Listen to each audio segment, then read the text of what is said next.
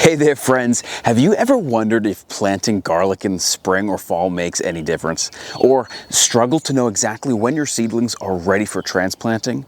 Today I'm answering these questions and a lot more, right here in the garden. I'll show you why planting garlic in the fall completely changed my results, how I've simplified my salad greens harvest, and what happens when cucumbers are transplanted too soon. Plus, we're going to tackle the potato explosion. We're going to reveal the new homemade compost experiment that I'm working on and share updates on the quinoa and sunchokes I'm trying out for the first time this year. There's a lot to see, a lot to learn, and a few surprises along the way. So let's dig in. Garlic. It's May 12th today, and the final cold snap is officially behind us here in Zone 6B, Massachusetts. Let's start by looking at garlic experiment. On the left of the screen, we have our spring planted garlic. It's growing, but as you can clearly see, it's smaller and weaker compared to the garlic bed planted last fall, which is on the right side of the screen. It's also the bed right in front of me here.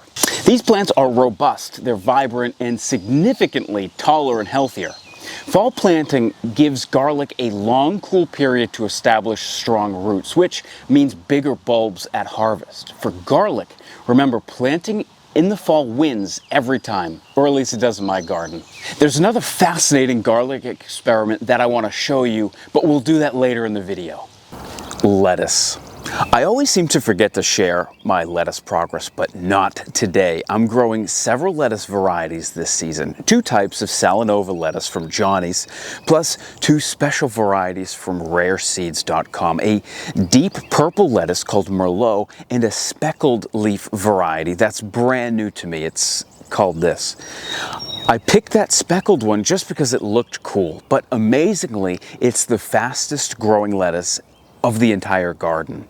All these varieties were planted at the exact same time and grown under identical conditions, so I'm definitely taking note of how quickly this one matures. The other lettuce types I mentioned, especially the Salanova, are not only my favorites but also a big hit with my dog Charlie. To check out how we came to that conclusion, for my full lettuce review, check out the link up here. Tomatoes. Tomatoes are relatively tolerant to cooler night temperatures compared to, say, peppers or cucumbers, melons, or eggplants. As soon as the nighttime temperatures are consistently above 50 degrees, tomatoes can be transplanted. However, last night we got a cold snap with temperatures dipping down to 39 degrees Fahrenheit.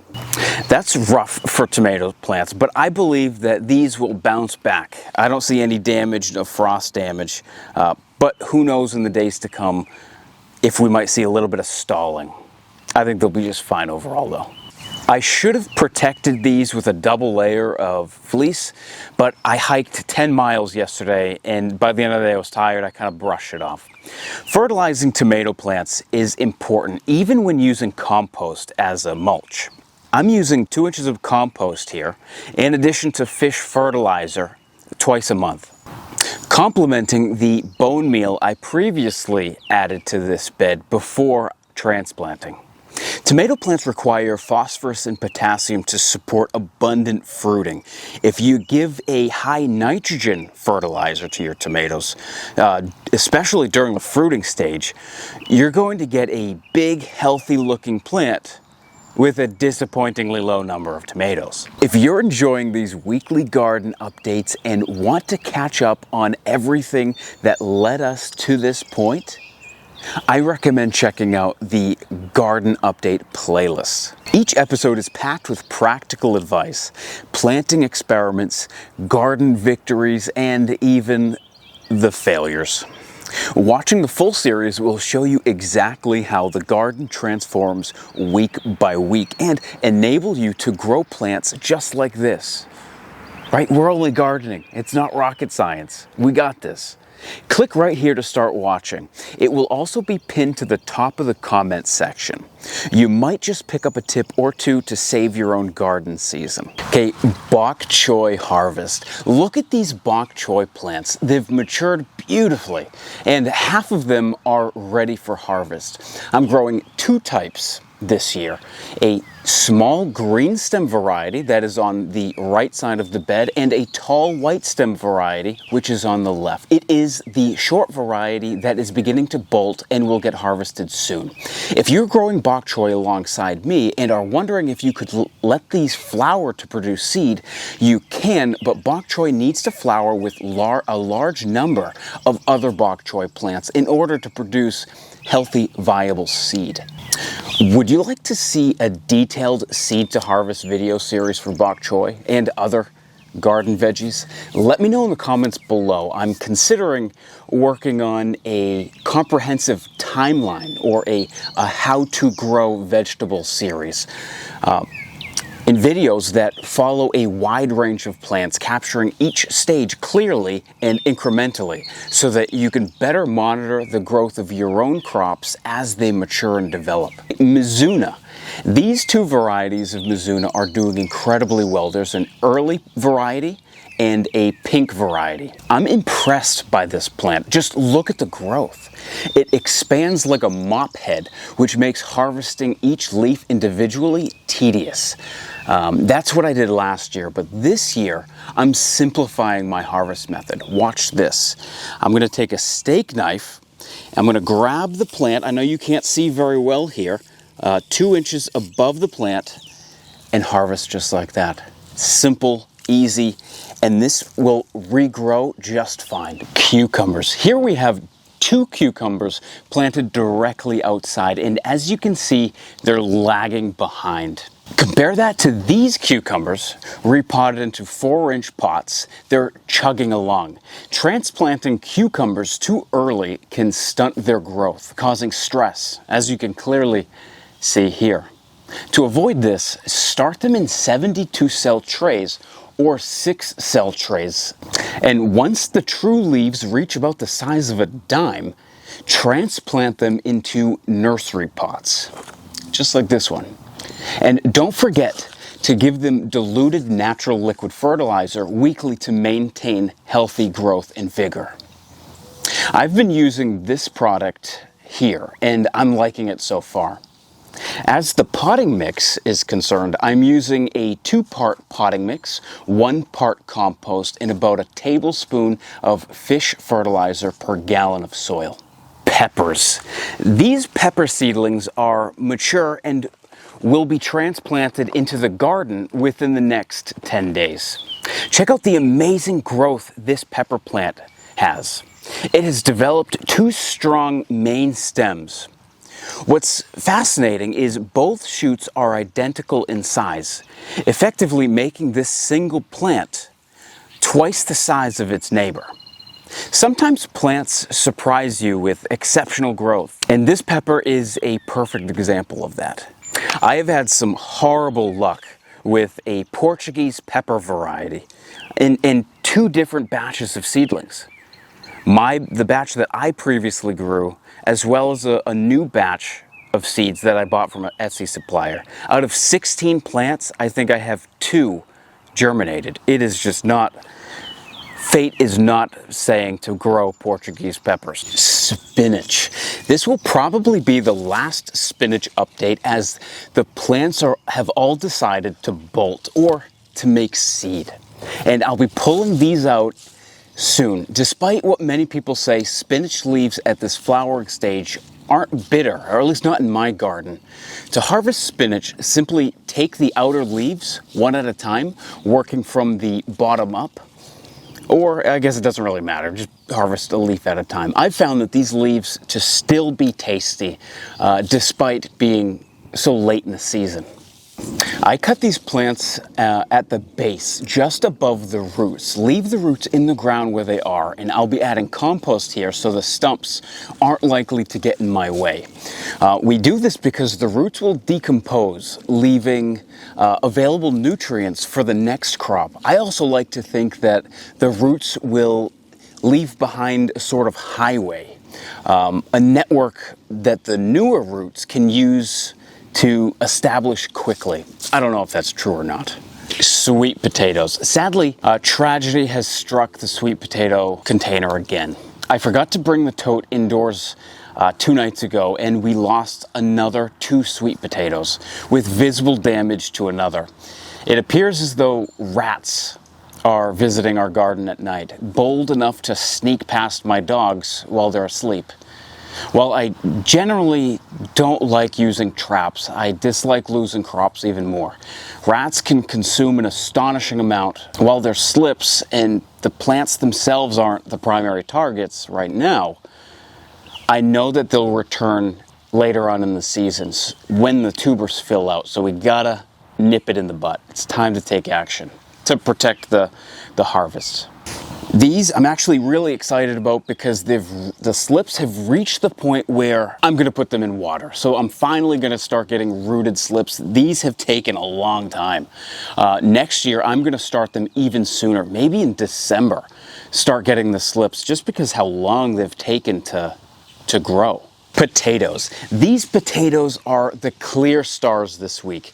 They've practically exploded with growth. One big reason potatoes grow so rapidly is that they're fueled by the energy stored in the seed potato.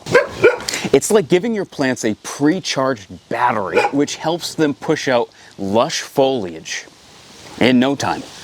Take a look at this timeline of growth over the past few weeks.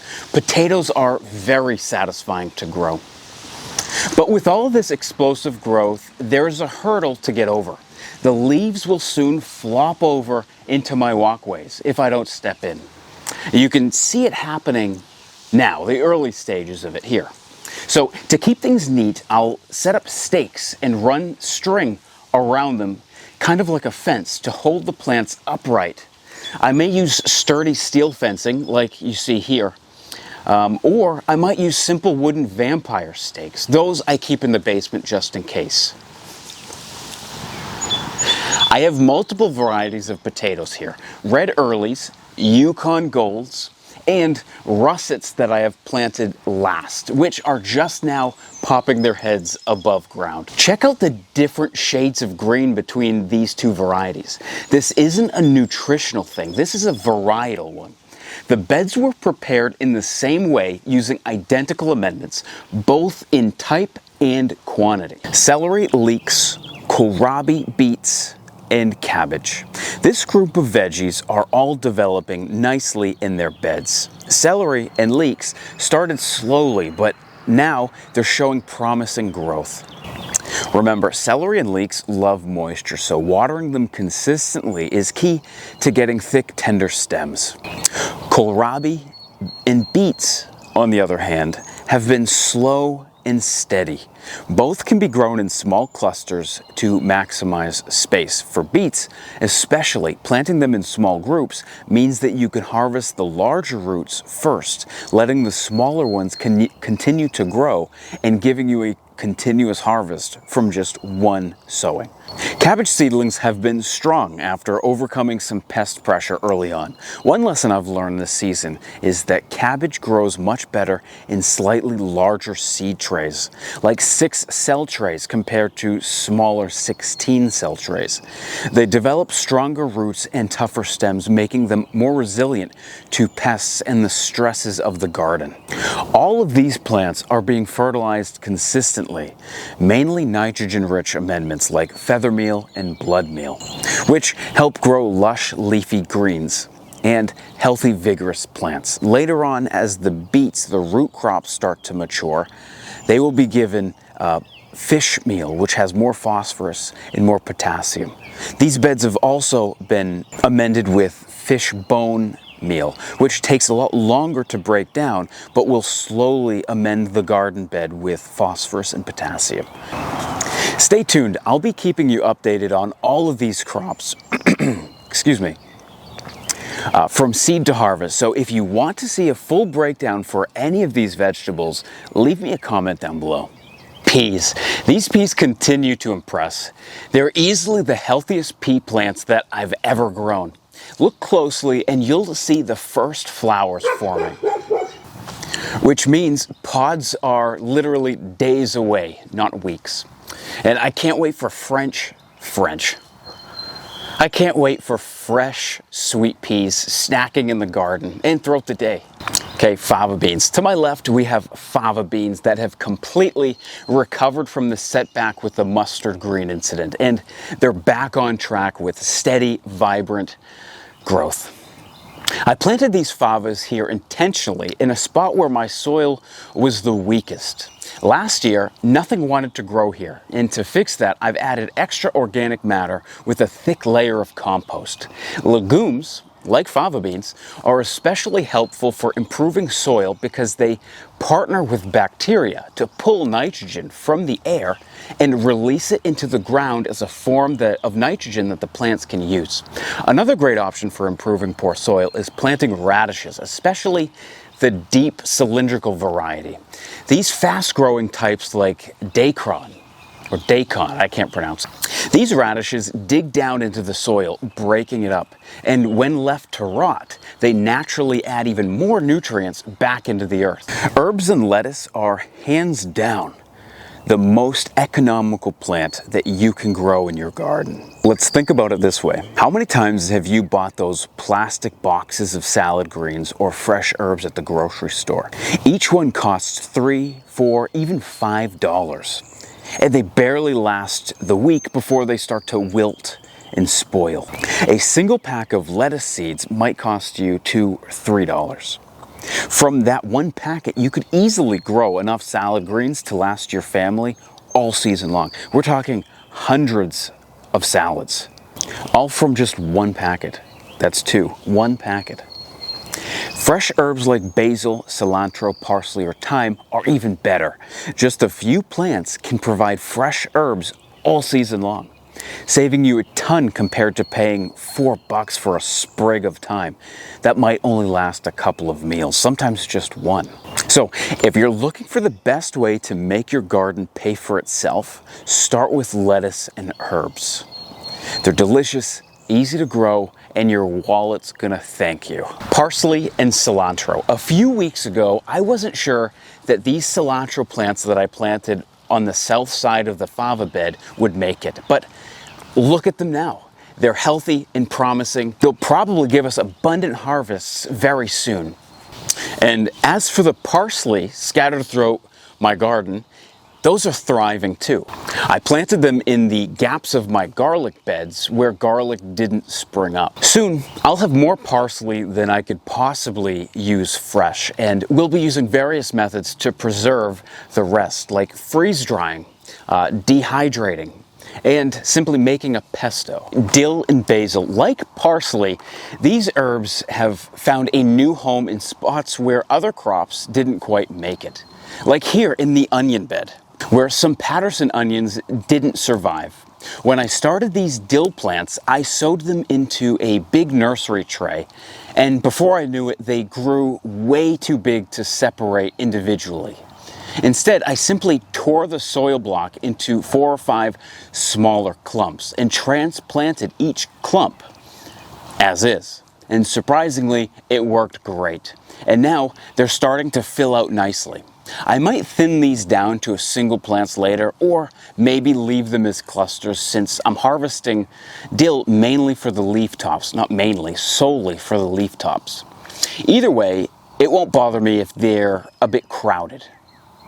Basil, on the other hand, is different. Basil plants grow similar to pepper plants, bushy and upright with thick stems, so I thinned them down to 1 plant per 6-cell tray. Then I transplanted each into its own spot. This works great here because the onion bed is already being fertilized regularly with nitrogen, specifically blood meal at this stage. I know I've mentioned this before, but since we have lots of new viewers joining us each week, here's a quick reminder. Leafy greens like basil, parsley, lettuce, cabbage, these thrive on nitrogen-rich fertilizers like blood meal or feather meal. On the other hand, fruit-producing plants like tomatoes and peppers should receive less nitrogen once they begin fruiting. Instead, give them bone meal or another fertilizer high in phosphorus and potassium. If you're going to go the bone meal route, make sure you apply it early on in the season as it takes a long time to decompose and become available. Onions. My onions are looking strong and I'm excited to see how well they're growing. In addition to testing several companion crops planted within these onions, I'm experimenting with two new ideas. First, over here, you can see peas interplanted with my onions.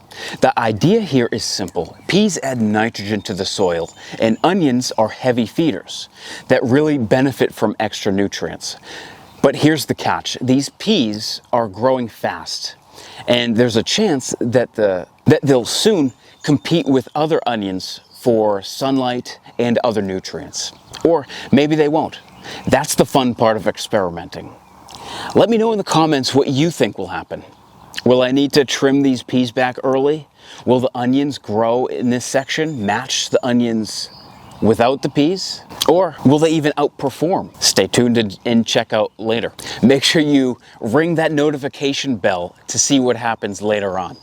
Onions need a lot of nutrients. They got a healthy dose of fish fertilizer at Transplant, and now I'll be giving them blood meal every 2 weeks for a steady nitrogen supply until they start to bulb out. And one more thing, I've noticed popular garden trend online.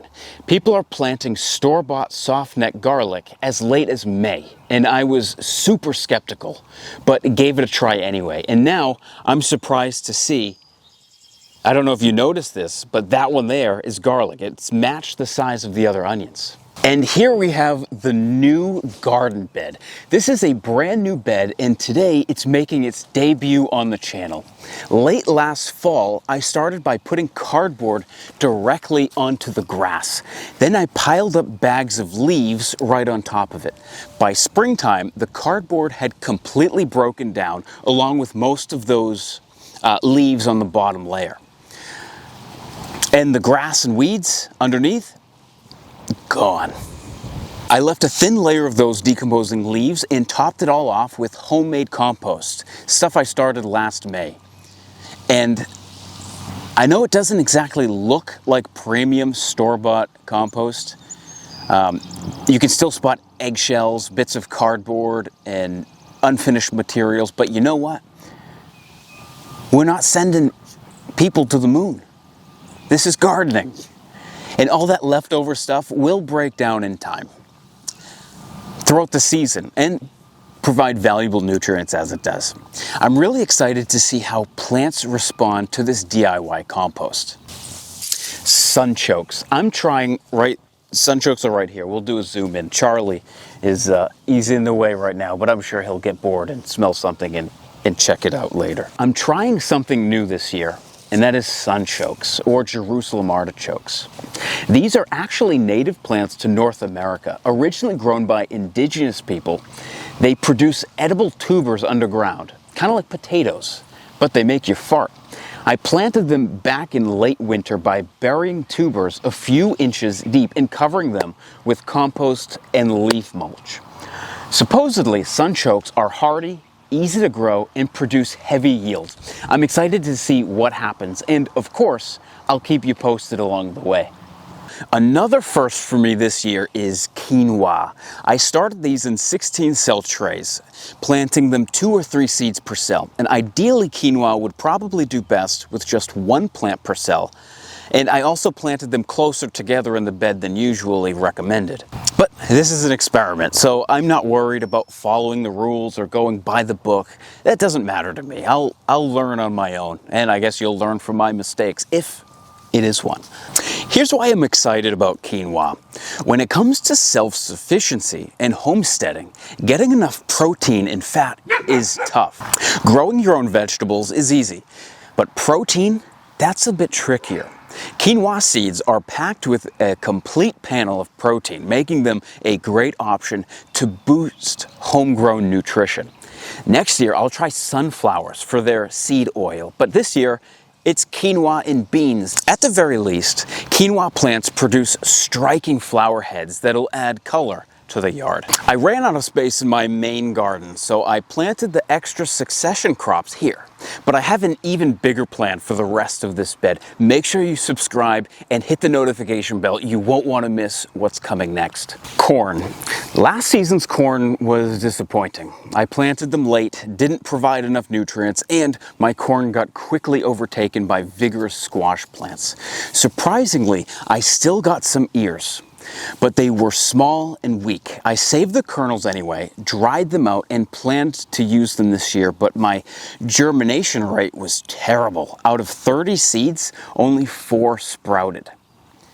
Ouch. Those 4 survivors are planted right behind me for manual pollination when the time comes. But I'm also planting a fresh batch of corn seeds today, a sweet variety called Buell Sweet from rareseeds.com. I learned my lesson last year. I'll make sure that they get plenty of nutrients and aren't overtaken by other plants this time. The squash and the beans will be planted about a month later, maybe early to mid-June. All right, friends, that's all for today's update. Thank you so much for spending the time to watch this in full. If you found this video helpful or enjoyable, give it a thumbs up. It's like holding the door open for me, but helps me way more, and it's even easier to do. If you're new here, consider subscribing. We've got big plans ahead and lots more updates coming your way. Depending on when you're watching this, there's probably another one right around the corner.